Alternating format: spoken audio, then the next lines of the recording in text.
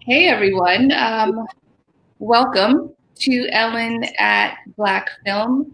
I am Ellen Windero, and I am joined by my co-host Hakim Graham. Hi, Huck. Hey, how you doing, Al? I'm good. It's good to see you. Good to see you as well. So today we are sharing 5 past and present films that resonate with Black Lives Matter, and also films that movie studios are putting out for free. And we'll also be sharing a few our personal recommendations of ours that speak to present day.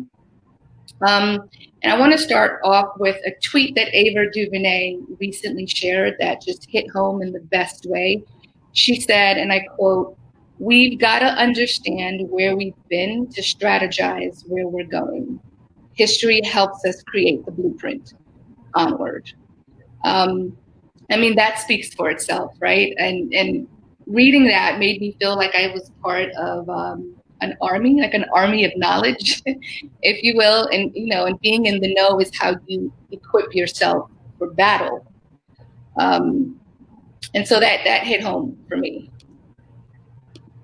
I agree. I'm reminded of a sign that I made for Black Lives Matter protests. It says that's not a chip on my shoulder. That's your foot on my neck. Mm, That was Malcolm X. Um, Contrary to popular belief, he was a very peaceful man, but what he believed was in violence against oneself, there is retribution, and you're entitled to that.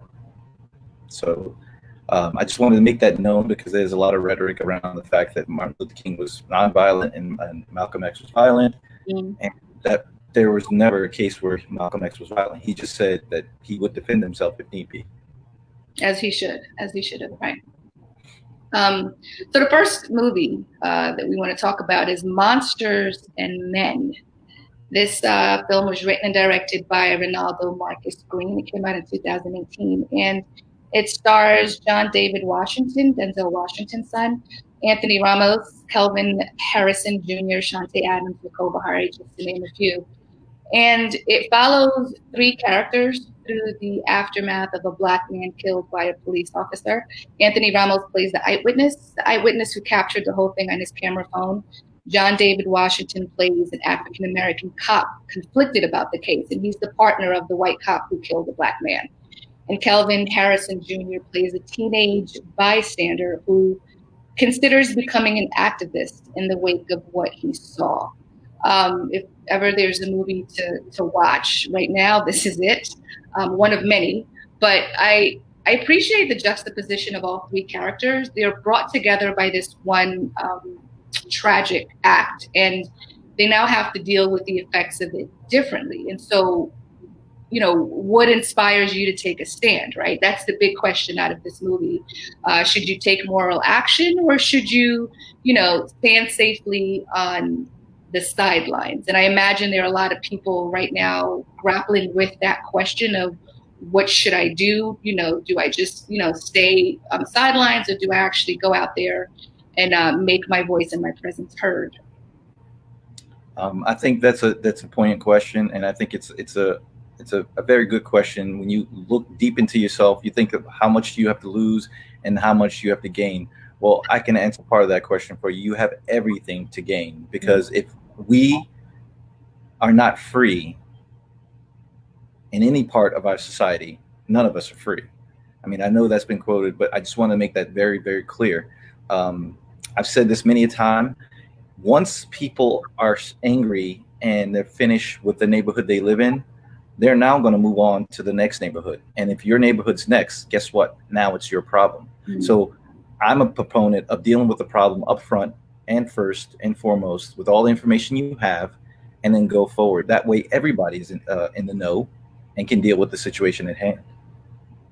Agreed, agreed. And I'm drawn to the teenage bystander in this who considers becoming an activist, because right now Gen X is front and center. They are making the most noise, and I love that, considering that those are our future leaders, and those are the type of leaders that we want, the ones that are standing for what's right, what's equal. So I love seeing Gen X. We're Um, we're Gen X. We're Gen X. You mean Gen Z or Gen Y? Millennials. Millennials. Yeah, we're Gen X. The millennials are I Gen Y. thought millennials were Gen X. No, we're Generation X. Okay, I should know that, huh? So, okay, so I was referring to millennials then. I Yeah, love we're the Gen X. millennials out in the front. Yeah, we're the iPhone makers and the computer makers, and they're the users of those products. But you're right. I think it's very good that they're enthusiastic and they're lit on fire about this because they Yeah, should be. I think it's often forgotten, and these movies depict that. And I hope this gives them that fire. I hope so too. I hope so too. And this, you can watch this for free. The distributor Neon has made this available on YouTube. Monsters and Men. Definitely watch that. Um, the next movie is I Am Not Your Negro.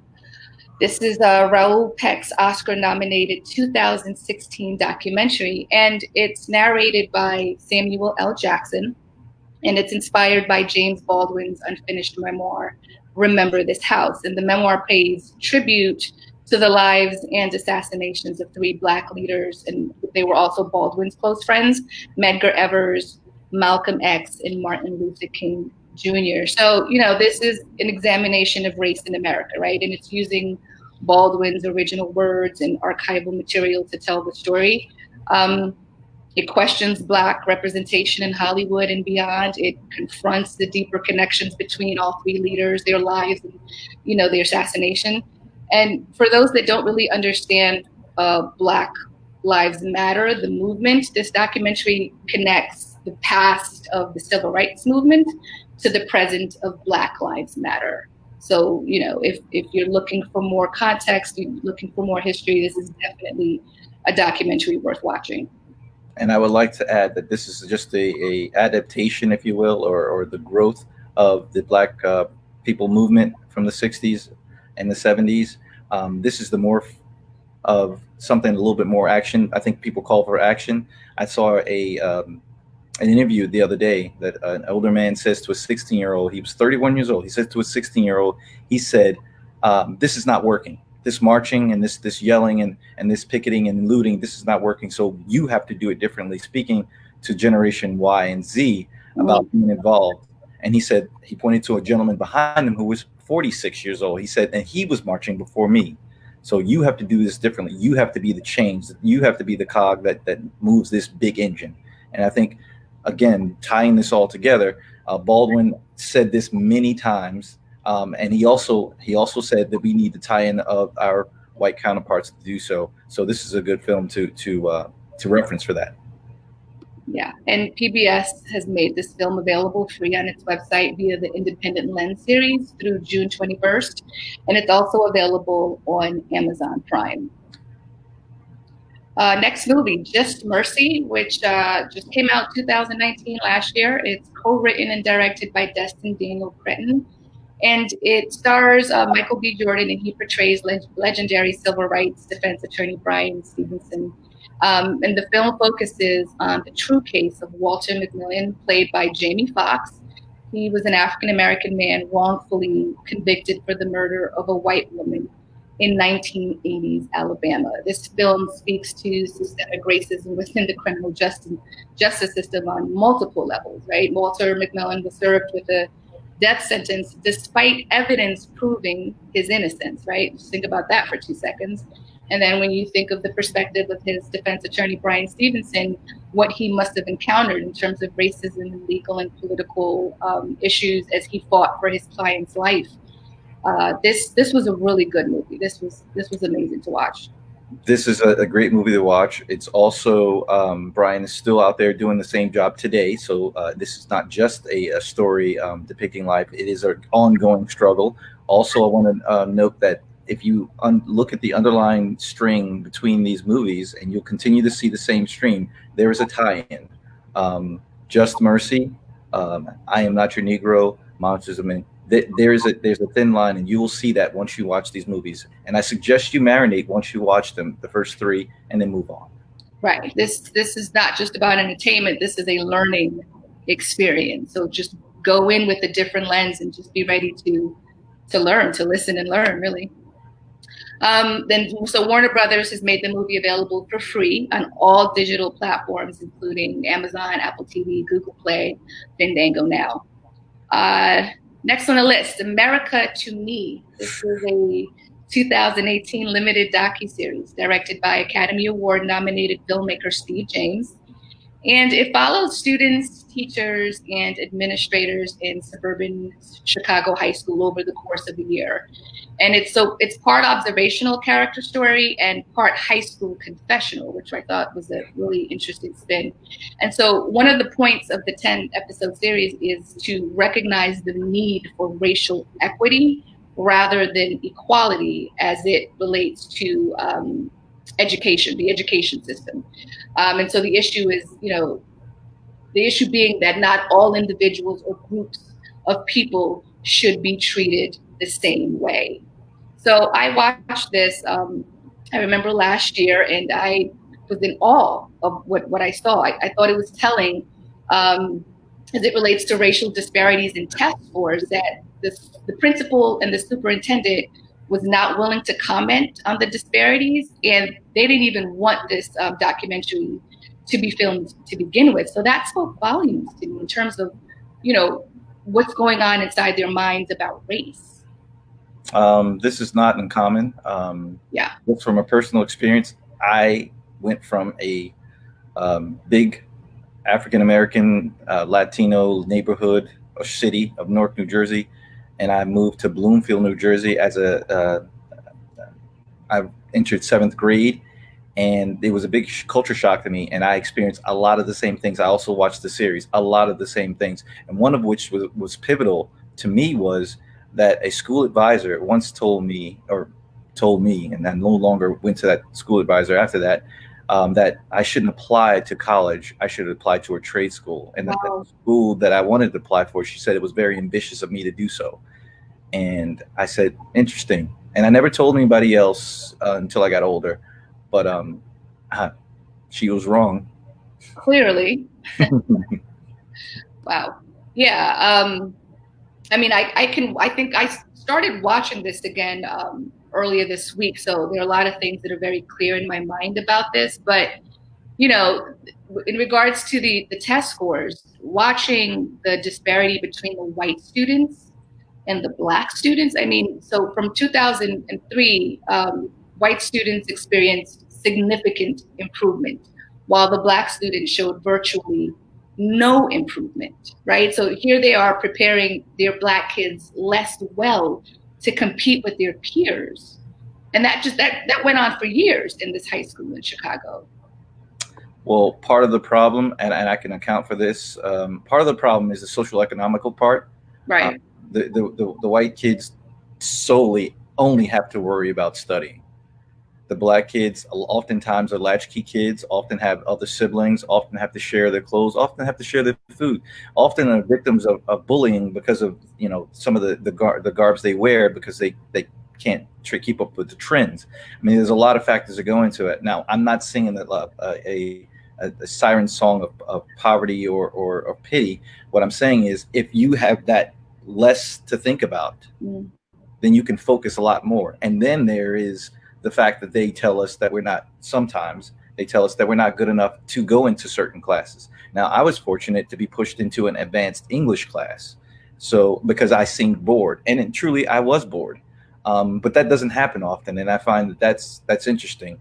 Also, I think that your students, your teachers should reflect the amount of students you have. In other words, if you have a lot of Latin students, you have a lot of Black students, you have a lot of white students, you should have that same culture in the teaching environment. And cultural competence. Well, yes. I mean, well, that's the reason why you have the diverse staff. If you have a diverse staff, you get the cultural competence. Yeah. And so Starz has made the 2018 series available in its entirety. Starz has actually stepped up in the way of making a lot of Black movies available for free. Next up is Selma, Ava DuVernay's Oscar-winning historical drama that stars David Oyelowo as Martin Luther King Jr. during his marches for equal voting rights in Alabama in 1966. So immediately this makes me think of what's going on in Georgia right now, right? challenges facing voters, especially those in heavily populated African American neighborhoods, and accusations of voter Suppression. right. I This movie rings really difficult for me at times because I fluctuate between Malcolm X and Martin Luther King, and that shouldn't be the case. And one of the theories behind the assassination of both men was that they were coming close to ideologies at the end of their lives before they were taken away. And I think that's important to understand because I made a comparison of the two men fairly recently. I said, people viewed Malcolm X as a violent person or a proponent of violence, and Martin Luther King a proponent of peace. But ironically, they both were subject to the FBI investigation. They both were followed and investigated throughout their careers by the FBI. So my question is, if one was violent and one was nonviolent, then why was both of them being followed? I mean, I think by our own government, own citizens, taxpaying citizens at that. Despite the fact that Malcolm has had a darkened past, he became a very good leader and steward of peace. He just made a comment that he was not going to stand for the violence silently, and I think that was the difference. But let's not mince words. Martin Luther King came to that same conclusion toward the end of his term. And the quote that I mentioned earlier from Ava DuVernay, it was made in regards to the Selma movie. Right. And Paramount Pictures has made the movie available for free on all digital rental outlets. And it has, it was nominated for Best Picture and snubbed in the Best Director category. Selma also features Oprah Winfrey, Common, Tessa Thompson, Niecy Nash, Lakeith Stanfield, Wendell Pierce, Carmen Ejogo. I mean, yeah, this is definitely in the top 3 movies to watch. Yeah, and I also want to add that there was a film in 2001 with Jeffrey Wright, Terrence Howard, CCH Powder, Carmen Ejogo, Brett Jennings, called Boycott, where Jeffrey Wright played Dr. Martin Luther King and Terrence Howard played Ralph Abernathy, and Carmen obviously played Coretta Scott King. That is also something I would recommend as a supplement to Selma, just to get perspectives from a different director. This was directed by Clark Johnson, and again, 2001 TV movie series, not series, but a TV movie, not as opposed to a full-blown studio movie. Nice. Okay. So that kind of sums up the 5 movies that we wanted to share and that movie studios are making available for free. We also have some additional personal recommendations. Now, Hawk, you and I were just talking about 13th. You were talking about 13th the other day on our IG Live, and I think you said it's available on YouTube, right? For free, yes, it is. Okay. Well, awesome. Okay. Freedom Riders is another good one, and that's on Amazon. 7 Seconds on Netflix. Mm-hmm. Yes. Do the Right Thing, available on Amazon and YouTube. The Hate You Give. Now, this one is Disney and Fox. They've made the movie available for free on all digital outlets, and I think it's also available on Amazon. Yes, it is. Right. Fruitful Station, Netflix and Amazon. Yes. When They See Us, Netflix. And one more I wanted to throw in there, American Son, which is also on Netflix. Right. Yeah, I was going to say that, American Son. Yeah. I mean, that just says it all. The one scene that pops into my mind is when her white husband, gets on her case, over the fact that their son wears cornrows, and he's questioning, why do you allow him to wear cornrows? That's seen this way, like cornrows and braids, dictate whether you're intelligent or not. Like who cares if I'm rocking cornrows or braids? Anyway. That American Son movie hit home for me. Yeah, it's one of those things where I that's still a big bone of contention with me. I think being a professional, being an educated professional, when we have conversations with our white counterparts, it's said that we have to go 90% on their side. We have to speak in a certain tone, dress in a certain way, and inflect a certain look in order to have a conversation before it's open. whereas they only have to do 10%, and that gets frustrating. And I get that. And those movies, especially Fruitvale Station, you can see how that plays out. Mm. And so Netflix now has curated a list of TV shows, movies, and documentaries addressing racial injustice and the Black experience in America. So if you log into Netflix right now, the first page you see, it says, more than a moment, Black Lives Matter, and you have the option of viewing the collection of films or just, going to the regular homepage. So it's good to see, these major platforms acknowledging, this void and highlighting what's needed. Showtime is another platform that's doing it. It lifted its streaming paywall on two of its documentaries, 16 Shots and Burn, Mother Effer Burn.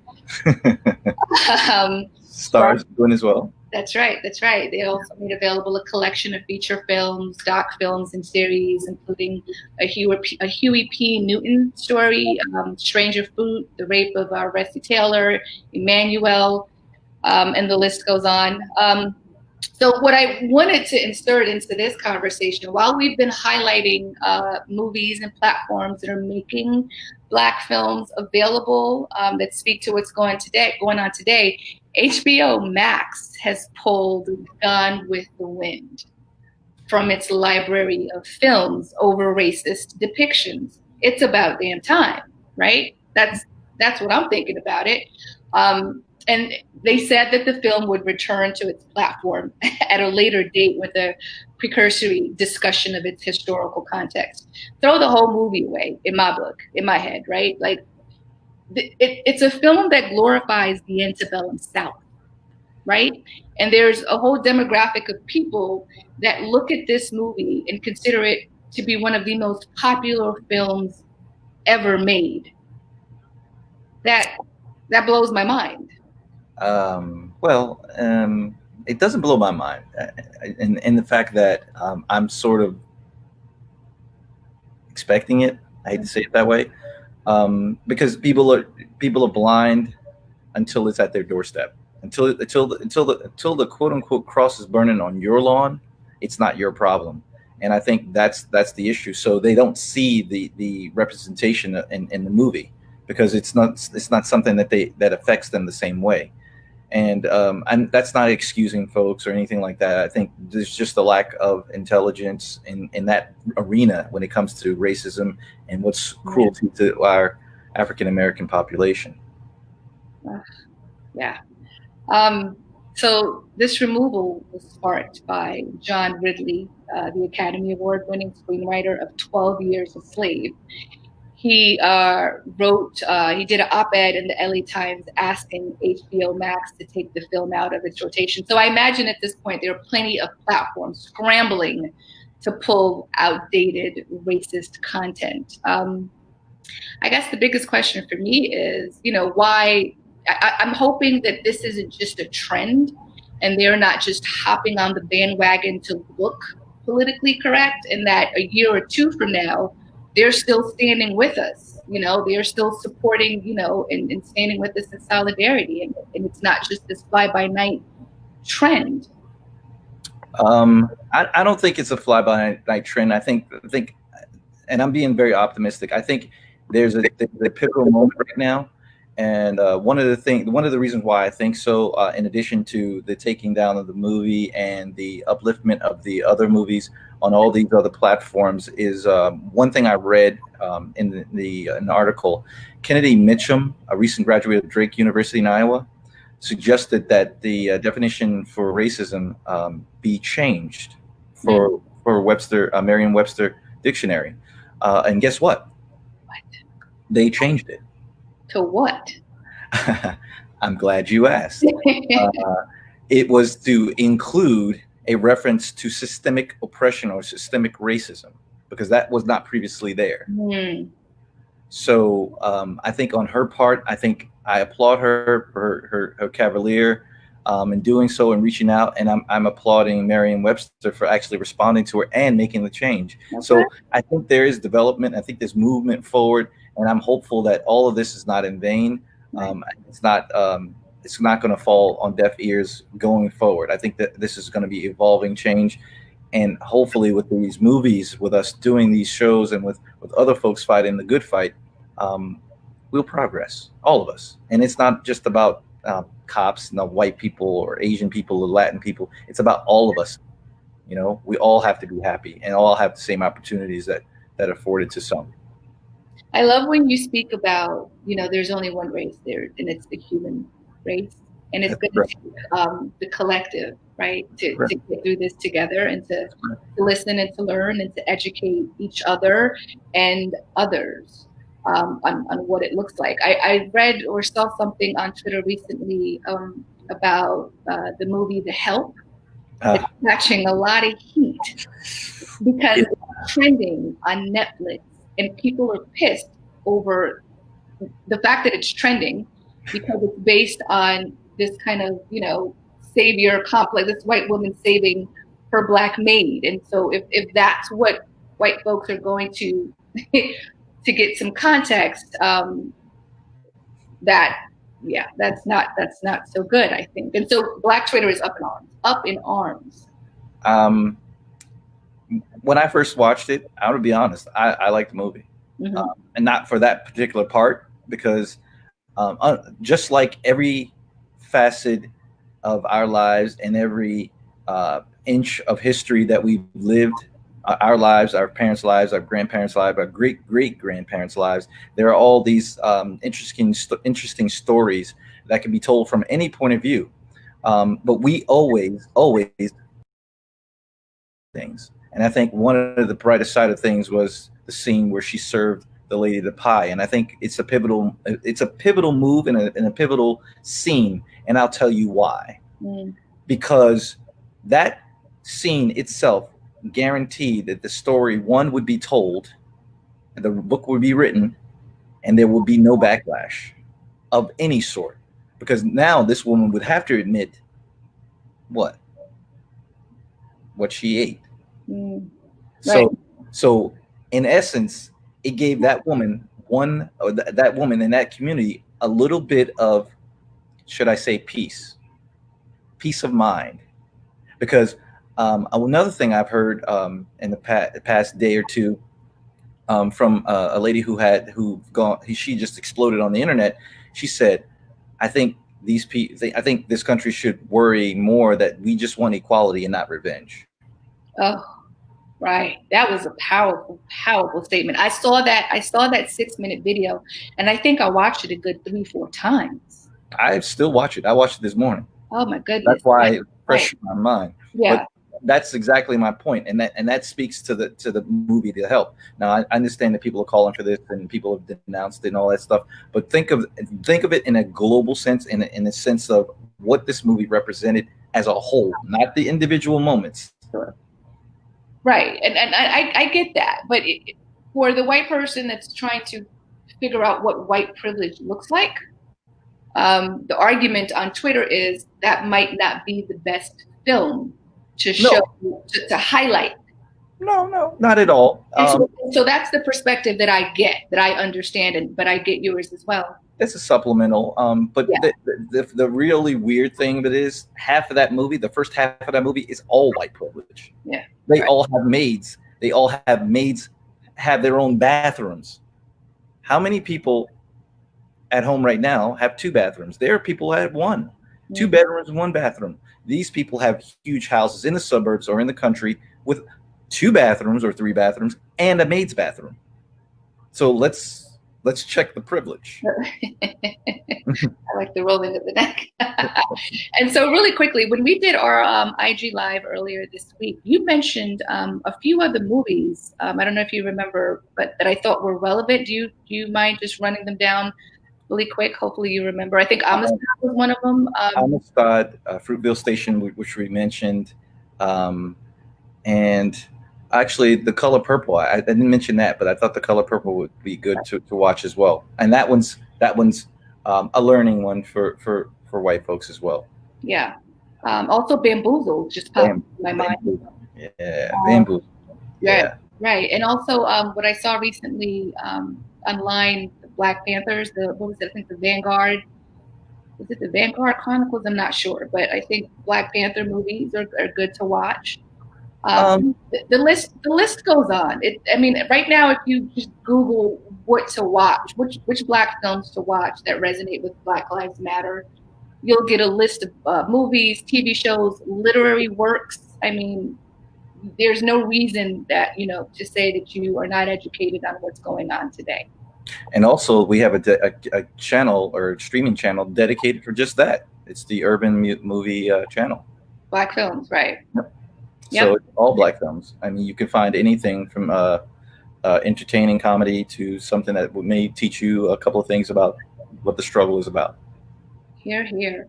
I mean, so that's all I have. Hawk, any last words before we sign off? No, I think I've said enough.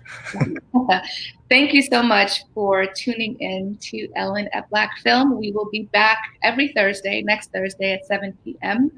And we look forward to seeing everybody and chatting about Black films. Yep. Peace. Over and out. Have a good night. Thank you, Hawk. Have a good night. You too.